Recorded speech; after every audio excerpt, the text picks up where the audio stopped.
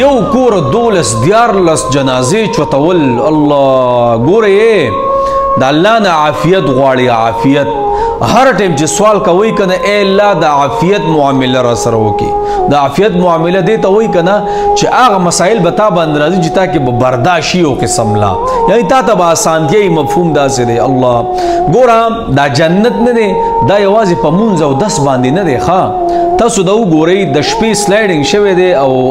غر شاندې دی دا رغړېدلی دی او 12 کسان د یو کور چې د 2 کالو ماشوم پکې هم دی تاسو دا لیست نه دا عمرونه وغیره دا ټولې پکې ورکړي دي او نیمه شپه وه او خلکو ته بیا اطلاع پسه کړې ده چې ډز یې وکړې خلکو ته بیا پته ولګېده او خلک راغله الله الله الله نو تاسو صرف دا خبره کوم که نه چې یوازې جنت الله په مونځ او دس باندې نه ورکوي د ټول نه مخکې خو الله دې خلکو له شهادت ورکو بس دا شهادت په مرتبه باندې ځکه دا کوټه را پرېوتل دیوال را پرېوتل دا ټول د شهادت مرتبو کې الله دا مرګونه لیکي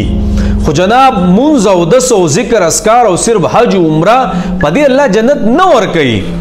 بهترین چې کومه بدله دغه په مصیبتونو باندې صبر کول په مسایلو باندې صبر کول الله او بیا دا مسلې نه دي د یو کور الله یقین وکړم چې دا بعضې غم برداشت کیږي څنګه الله اکبر کبیره د فاترا ګرونو د زما سلام دی یار بیا خاص کر دغه خاندان د زما سلام دی چې په یو ځل باندې ګوره دې غمونو ته بعضې خلک ذهني تیاري یو کس بیمار دی پروت دی وغیره وغیره دا غمونه خو عقل هم نالي خو بهر کې دومره ورته وایم چې په جنت کې یو مقام به الله ول انسان له غټ مقام ورکوي غټ مقام الله د خپل د انسان به د الله نه تپوس کوي اے الله دا دومره غټ مقام دی ماله په سر راکړی دا څه معامله ده ما خو دومره حجونه عمرې او تلاوتونه او